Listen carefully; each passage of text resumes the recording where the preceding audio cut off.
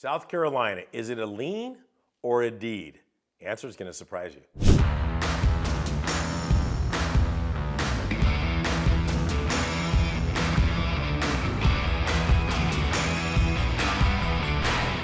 South Carolina is hot in a couple of ways. They got a hot dual state, lien and deed, and they also got the hottest pepper, the Carolina Reaper.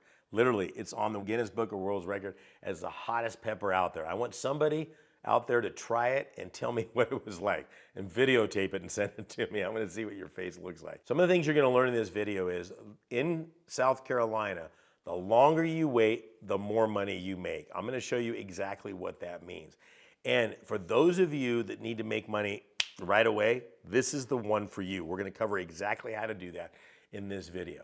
Like I said before, South Carolina is noted for their self pepper. It's funny because a lot of people will talk about that there. It's called the Carolina Reaper. Even if the plant is growing next to tomatoes, the tomatoes, because of how hot this pepper is, will actually take on a spiciness.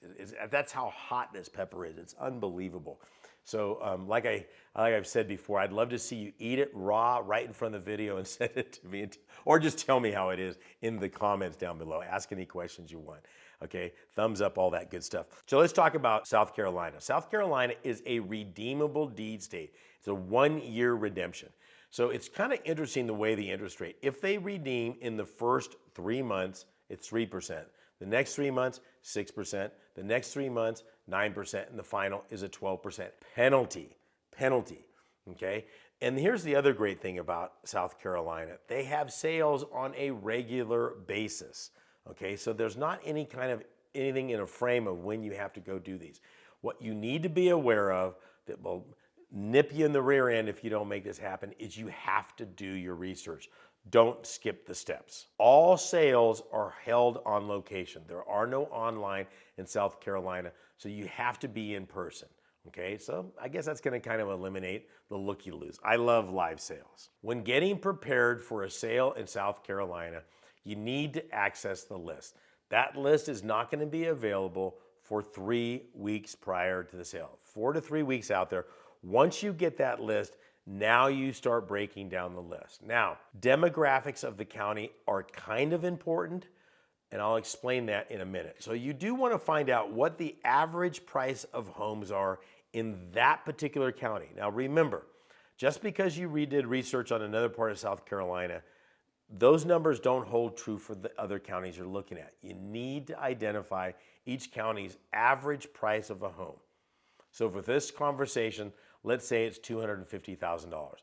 So you know for a fact that a property that's worth $250,000 is average. Above that is above average. Just keep it as simple as possible. Okay, below that, you're gonna be the below average. So if I'm looking at a property that's got a fair market value of $175,000, I'm in that sweet spot. Again, you know the drill.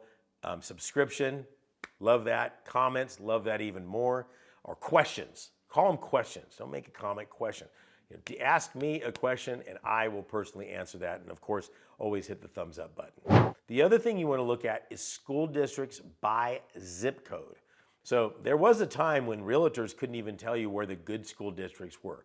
Good school districts equals valuable properties. Period. If I'm looking at good school district, value of properties, I know I'm in the right section of the county. But when I'm researching deeds, okay, because you're not dealing with thousands of deeds, you're dealing with several dozen or maybe only even 10. I want to research every single property on that, whether I'm interested or not. I'm going to tell you why. You're going to get good at the research, and that's what this is all about, is that repetitive nature to it. And even if I can't afford it, okay, I mean, there was a property that a student brought to my attention that was $3.4 million. The opening bid was $14,000. Now they couldn't, they said, well, I can't afford it. I go, how do you know? The property only sold for $203,000. Yes, that's right, a multi-million-dollar property sold for $4,000 in back taxes. I want you to research everything on that list. Again, that skill set of finding deals is going to get happening really quickly. Remember, there's 3 things that I'm looking for. Number 1, skill set. Number 2, skill set. And number 3, skill set. Once you have that, the second thing will come into play, which is a deal. You're gonna find a deal. That's when the money comes in, number 3. So it's skill set, deal, money, not the opposite. I hear so many students all the time say, if I just had some money, that your cash has nothing to do with your success. So let me explain. There's always money for a good deal. Let me give you this example. Let's say I had a $250,000 property that I just bought for $30,000 in back taxes. Let's say it needs $70,000 in rehab, keep it an even $100,000. But I don't have the $70,000 in rehab. But what I need is $70,000 in rehab money to fix that property up so that it's now worth $250,000. Who here could find $70,000 if I gave you half of $150,000 profit on the backside? I'll do all the work, I'll clean up the property, and I'll stroke you back your money plus $75,000 in profit. Yeah, see, money's not a problem. It's your skill set that's the problem. So you have to have the skill set of finding a deal.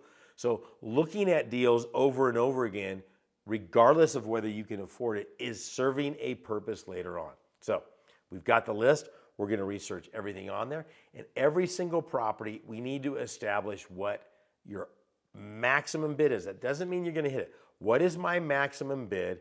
And I want at least 3 exit strategies. If I hit this, I could wholesale it. I could rent it out. I could fix and flip it. Again, because of all these fix and flip shows, they're fun to watch, but they're not reality.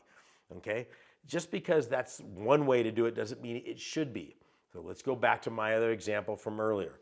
If I bought that property for $30,000 and it's worth $250,000, and somebody came in and said, I'll give you $60,000 right now, they just bought the property. Because I just put $30,000 in my pocket without lifting the hammer, without going to Home Depot, without doing a darn thing. So this is what we call velocity of money. So if I've got 30 that I just turned into 60, he said, yeah, but Sean, you could have turned that into $100,000 or $250,000 or $150,000 in profit. But at what time cost? I got $60,000 in my pocket right now that I can go out and do what?